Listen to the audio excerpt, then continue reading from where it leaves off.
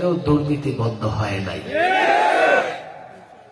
দুর্নীতি কমেছে যতটুকু এই 6 মাসে। এই 6 বার চিন্তা করে একবারে নির্মূল হয় নাই, কমেছে, কিছুটা হলেও কমেছে। কেন? কোন দলীয় সরকার নেই, নির্দলীয় সরকার। দলীয় সরকার আসলে সেই দলের লোকেরা টুকটাক কামাবার চেষ্টা করেছে সব সময়। এই জন্য 53 বছরে বাংলাদেশে একদিনের জন্য দুর্নীতি বন্ধ হয় নাই, চাঁদাবাজি বন্ধ হয় নাই, লুটপাট বন্ধ হয় নাই, দখলবাজি বন্ধ হয় নাই, টেন্ডারবাজি বন্ধ হয় নাই, অর্থ পাচার করা বন্ধ হয় নাই। কথা ঠিক না?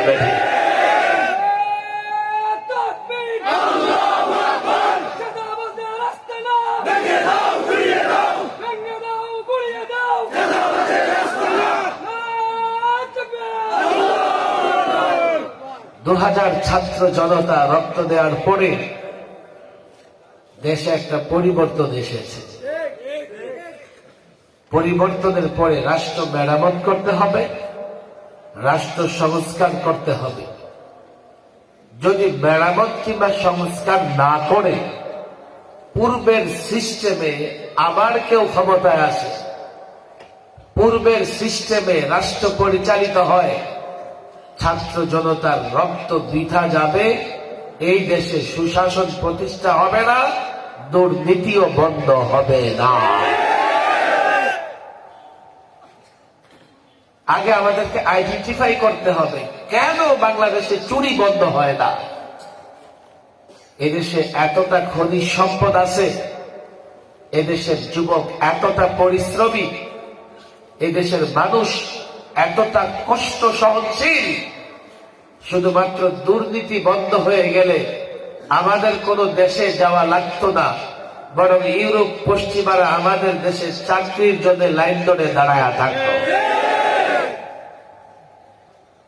সিস্টেমে কি এমন আছে বাংলাদেশের সাধারণ একটা রাস্তাই তো সিলেট থেকে জকিগঞ্জ কয় টাকা লাগে? অথচ গত 16 বৎসরে 22 লক্ষ কোটি টাকা পাচার হয়েছে। এই টাকা দিয়ে বাংলাদেশকে কমপক্ষে 5 বছর চালানো যেত গোটা বাংলাদেশ। বাংলাদেশে এখন ঋণী 18,35,000 কোটি টাকা। আগামী 50 বছরে আপনাদের রক্ত বিক্রি করে সেই ঋণ পরিশোধ করতে হবে। কেন? যে সিস্টেমে বাংলাদেশ পরিচালিত হচ্ছে, 5 বছরের মেয়াদ দিয়ে দিচ্ছি, ইচ্ছে মতো পাচার করছে, আবার মেয়াদ পুরাবার আগে 1 দিন 2 দিন আগে পালিয়ে যাচ্ছে। কথা ঠিক না বেঠিক?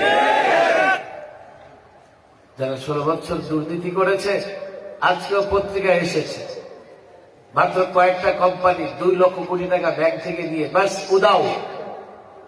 ওরা এখন দেশেও নাই, ইউরোপ আমেরিকায় বাড়ি করে মজা করতেছে।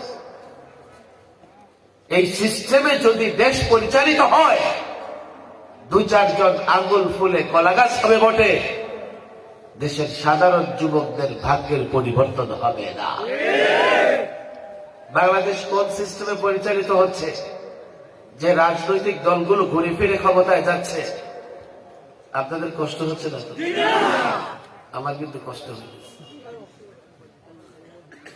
এরপরেও মাওলানা যা বললেন না, কথা বলতে থাকলে মানুষ যখন কথা শুনে তখন মনে হয় কথা না বললে আল্লাহ নারাজ হয়ে যায়। এই যে এত মানুষ আপনারা কথা শুনতেছেন, আল্লাহ তাবারক ওয়া তাআলার বড় নিয়ামত যে দ্বীনের কথা শোনার জন্য আপনারা এত রাত পর্যন্ত বসে আছেন। আমি অনুরোধ করবো, আমি কিন্তু রাস্তাঘাট দেখে এসছি, আরো কয়েক গুণ লোক ঘোরাফেরা করতেছে, ওদের হাতে পায়ে শয়তান বেরি লাগাইয়া দিছে, চাইলেও মাহফিলে আসতে পারতেছে না। ওরা শয়তানের কাছে পরাজিত হয়ে গেছে। আমি অনুরোধ করব, মাওলানা অনুরোধ করেছেন, যাদের নিয়ত আছে ওয়াজ শুনবেন, মাহফিলে আসেন। আর যাদের নিয়ত নাই, রাস্তাঘাটে উদ্দেশ্যহীন ঘোরাফেরা করার দরকার কি? বাড়িতে গিয়ে কম্বল গরম করেন তো একটু শান্তি পাবে দেহটা। ওরা ঠিক না বেঠি? ওদের হাতে পায়ে শয়তান বেরি লাগাইছে, শয়তান তাড়ানোর দরকার আছে না নাই? কেমনে তাড়াইবেন? তাকবীর দিলে শয়তান থাকতে পারে? দিবেন একটা উঁচু আওয়াজে তাকবীর, মুসলমানের মতো দিবেন তো? আল্লাহু আকবার। হচ্ছে না কিন্তু, দুর্বল হচ্ছে, পেছনের থেকে আওয়াজ আসতেছে না। ভলিউমটা বাড়ান, বাড়ান। বাড়ছে ভলিউম? বলেন আল্লাহু আকবার, নারায়ে তাকবীর। মনে হচ্ছে আরামে বসে আছেন তো, দাঁড়ান, সব দাঁড়ান, দাঁড়াইলেন।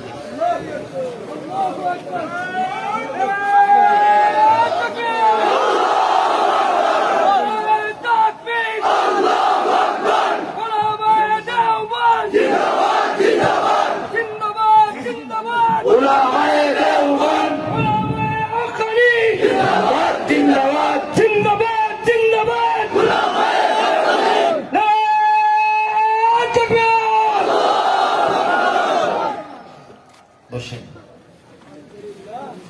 একটু কষ্ট দিলাম আর কি, রাত অনেক।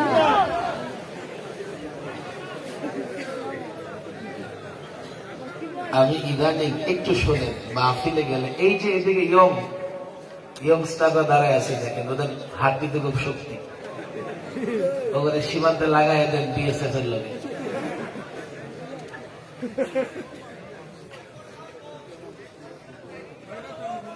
বাইরের সাউন্ড বন্ধ, কম কম। এই মাইকম্যান কই? মিস্টার মাইকম্যান কই?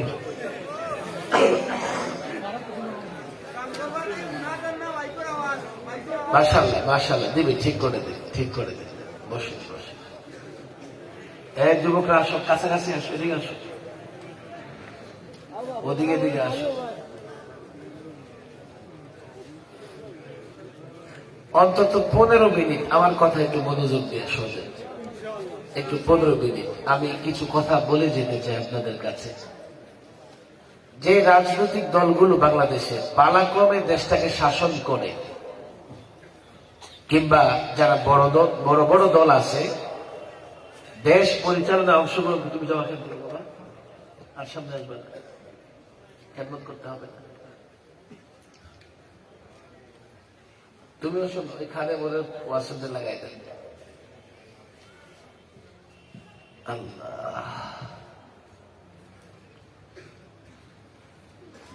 রাষ্ট্র যারা পরিচালনা করে, আপনারা আমার কথা নারাজ হবেন না তো?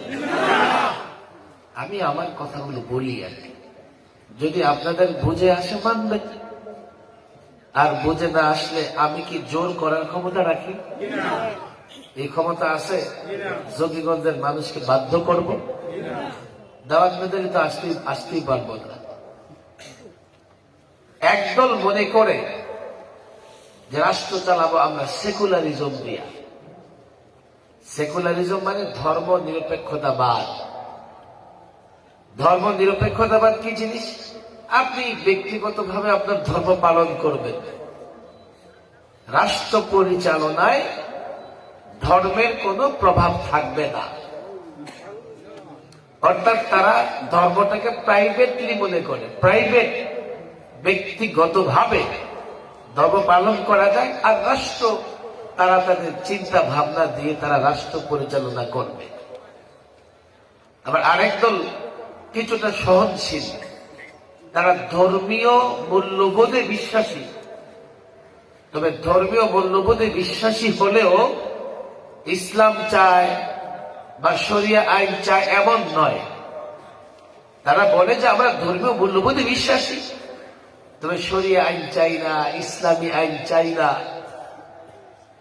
তারা অনেকটা উদার নীতি অবলম্বন করেন, তবে ইসলামটাকে তারা চায় না। যার জন্য বাংলাদেশের সংবিধানে চারটা ইজম আছে, মতবাদ আছে, মতাদর্শ আছে, বলতে পারেন চারটা ধর্ম আছে। এক, ডেমোক্রেসি, গণতন্ত্র। দুই, সেকুলারিজম, ধর্মনিরপেক্ষতাবাদ। তিন, সোশ্যালিজম, সমাজতন্ত্র। চার, ন্যাশনালিজম, জাতীয়তাবাদ। এই চারটা মতবাদ বা চারটা মাযহাব বা চারটাকে আপনার আলাদা আলাদা ধর্ম বলতে পারেন।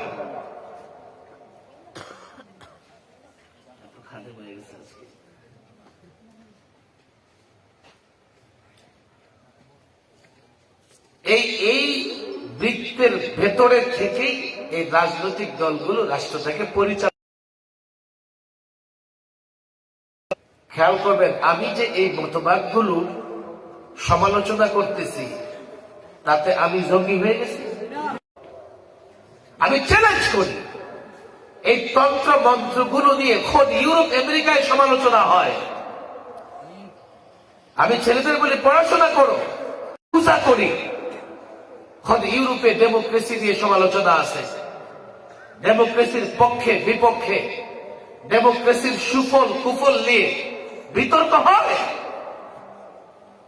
যে ধর্ম পশ্চিমা বিশ্বেও সেই সেকুলারিজম নিয়ে তর্ক বিতর্ক আছে, সমাজতন্ত্র নিয়ে তর্ক বিতর্ক আছে, কেউ পক্ষে কেউ বিপক্ষে। কিন্তু একজন মুসলমান কোনোভাবেই এই চারটা ইজম, চারটা মতবাদের পক্ষে যেতে পারে না। কেন পারে না শোনেন।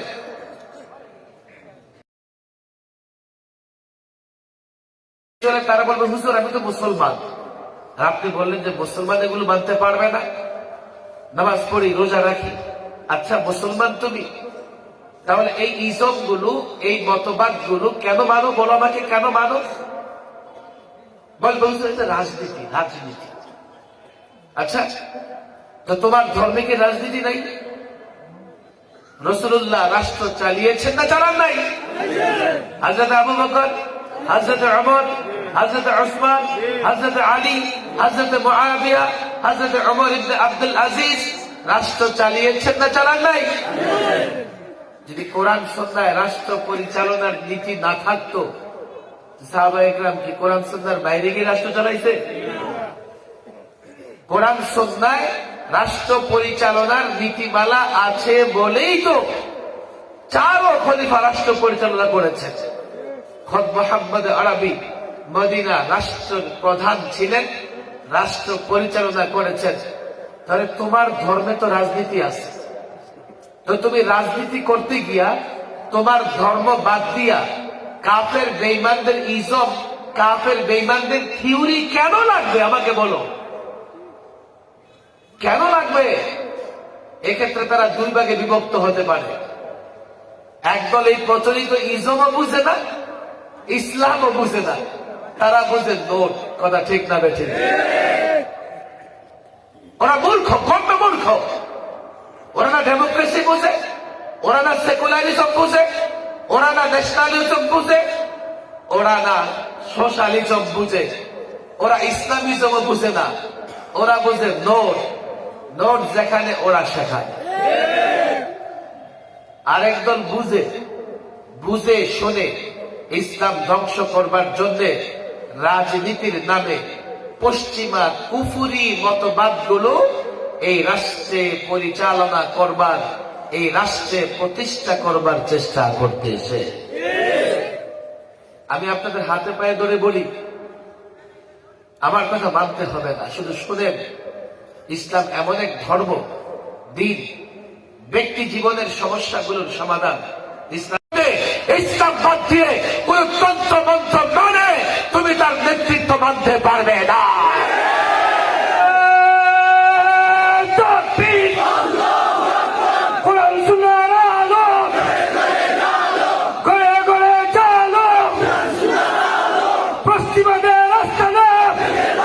বছর হয়েছে গণতন্ত্রের জন্ম, কয়দিন হয়েছে? হয়েছে। ধর্ম নিরপেক্ষতার জন্ম কয়দিন হয়েছে?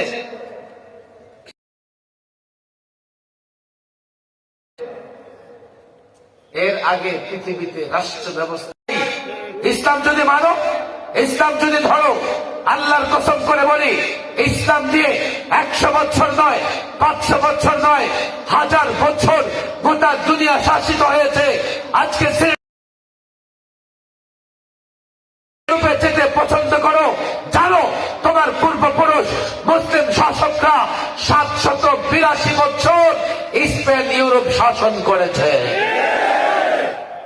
আজকে মুসলিমরা যদি স্পেন ইউরোপ শাসন না করত, এখনো ইউরোপিয়ানরা পাহাড়ের গর্তে বসবাস করত। তোমরা করেছ।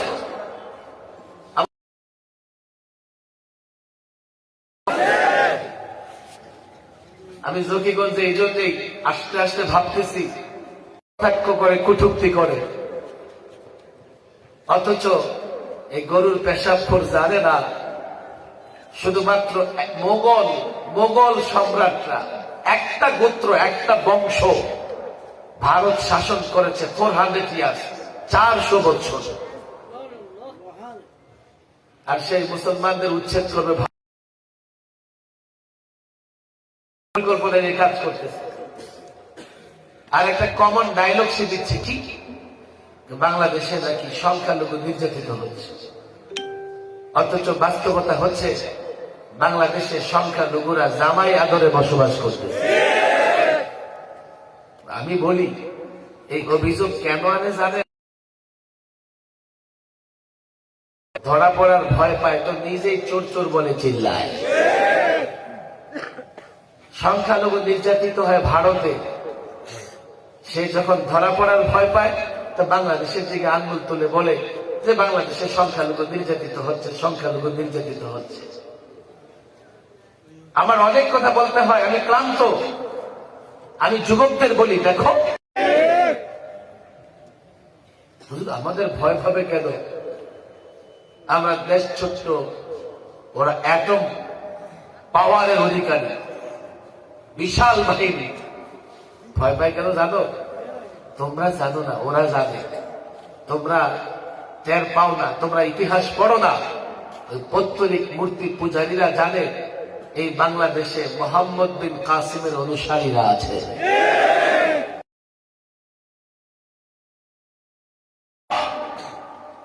তুমি তোমার ইতিহাস জানো না, তুমি তোমার ঐতিহ্য জানো না। ভারতের কসাই মুদিরা জানে। তুমি কি জানো 1500 বছর আগে একজন যুবক, বয়স মাত্র 17, নাম তার মোহাম্মদ বিন কাসিম, 7 সমুদ্র 13 নদী পার হয়ে আরব থেকে দিল্লিতে উপস্থিত হয়ে ইসলামের পতাকা উড্ডীন করেছে।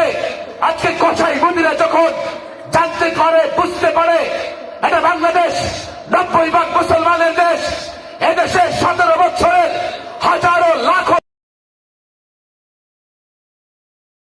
যুবক আছে, এদেশে 19 বছরের লাখো যুবক আছে।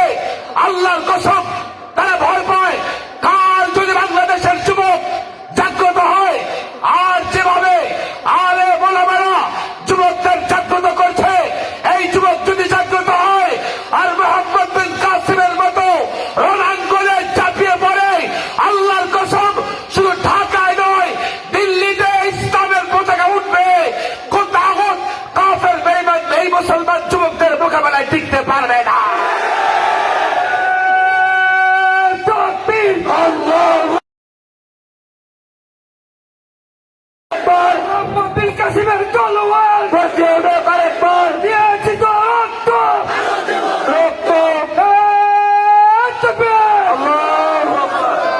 কিন্তু এই তন্ত্র মন্ত্র ওনারা রাষ্ট্র হেফাজত করতে পারবে না। তাদের বাংলাদেশ না, তাদের কাছে বেগমপাড়া পছন্দ। এই যুবকেরা জানে না, তোমরা রক্ত দাও আর ওদের ছেলেপেলেরা ইউরোপ আমেরিকায় পড়াশোনা করে মোটা তাজা হয়, রাজনীতি করে স্লোগান দাও। তুমি বলে হুজুর 500 টাকার একটা নোট তো পাই, নোট তোমারে দেয় না, বিনিয়োগ করে, বিনিয়োগ। 500 টাকার নোট দিয়া তোমার একটা ভোট নিবে, আর 5 বছর তোমার রক্ত বিক্রি করে 1000টা 500 টাকার নোট কেড়ে নেবে। একবার চিন্তা করে দেখো, এই যে টাকাগুলো পাচার হয়, তোমার টাকা, তোমার টাকা লুট হয়, তোমার বাংলাদেশ ব্যাংকের রিজার্ভ লুট হয়েছে, তোমার টাকা লুট হয়েছে। কত টাকা দিয়েছে তোমাকে নির্বাচনে? অথচ 5 বছরে তুমি কত গুণ বিদ্যুৎ বিল বেশি দিচ্ছ, 5 বছরে গ্যাসের বিল কত বেশি দিচ্ছ, বাস ভাড়া কত বেশি দিচ্ছ।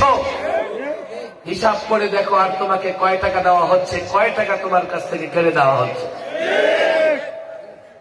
তোমার টাকায় রাস্তা নির্মাণ করবে ওরা, কিন্তু শিয়ালের মতো বাঘ বসায়।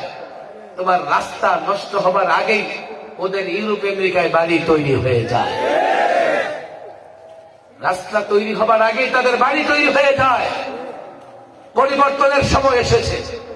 আমি তো যুবকদের বলি, আমি এই অঞ্চলের আপনাদের হাতে পায়ে ধরে বলি, এই অঞ্চলে যারা 91-তে যদি একজন আলেমকে নির্বাচিত করতে পারেন, আমি নির্বাচনের উদ্দেশ্যে কথা বলি না, এটা একটা কর্মসূচি বটে। আমি চাই এই দেশে একটা চূড়ান্ত পরিবর্তন হোক। চূড়ান্ত পরিবর্তনের লক্ষ্যে এই যুবকদের প্রয়োজন হবে, আলেমদের প্রয়োজন হবে। চূড়ান্ত পরিবর্তনের আগে ঘরে ঘরে কোরআনের আলো পৌঁছে দেন। আমার যুবক তন্ত্র মন্ত্র এই জন্যই মানে, ইসলাম বুঝে না। আমার যুবক তন্ত্র মন্ত্রের নেতাদের পেছনে এই জন্যই ঘুরে, আলেমদের মর্যাদা বুঝে না। আজকে সময় এসেছে, এখন আর কেউ আমাদের পথ আটকাতে পারবে না, কেউ বাধা দিতে পারবে না। আজকে প্রত্যেকটা যুবকের কাছে তার আমানত ইসলাম পৌঁছে দিতে হবে, প্রত্যেকটা ঘরে ইসলাম পৌঁছে দিতে হবে। আমি তো বলি, বৈষম্য দূর করবার জন্য জুলাই আগস্টের বিপ্লবে 2000 ছাত্র জনতা রক্ত দিয়েছে। আমরা যদি এই যুবককে ইসলাম বুঝাতে পারি, আমরা যদি কৃষককে ইসলাম বুঝাতে পারি, আমরা যদি চাকরিজীবীকে ইসলাম বুঝাতে পারি, আমরা যদি ব্যবসায়ীকে ইসলাম বুঝাতে পারি, আল্লাহর কসম করে বলি, এই যুবক, আমার ডাকে ঢাকা যেতে হবে না, সিলেটে যেতে হবে না। তুমি মুসলমান, তুমি ইসলামকে ভালোবাসো, আল্লাহর পয়গম্বরকে ভালোবাসো। তোমার কাছে আমার অনুরোধ, নিজের জায়গায় দাঁড়িয়ে বলে দাও জাতিকে, নিজের জায়গায় দাঁড়িয়ে তাগুতকে বলে দাও, নিজের জায়গায় দাঁড়িয়ে তন্ত্র মন্ত্রের নেতৃত্বকে বলে দাও, আমি মুসলিম, আমি ইসলাম চাই। এইভাবে বাংলাদেশের প্রত্যেকটা ধারায়, প্রত্যেকটা ইউনিয়নে, প্রত্যেকটা ওয়ার্ডে, প্রত্যেকটা গ্রামে এই যুবকেরা যদি দাঁড়িয়ে ইসলামের স্লোগান দেয়, ইসলামের কথা বলে, আল্লাহর কসম, 1 ফোঁটা রক্ত দিতে হবে না, বিনা রক্তপাতে বাংলাদেশে ইসলাম প্রতিষ্ঠিত হবে।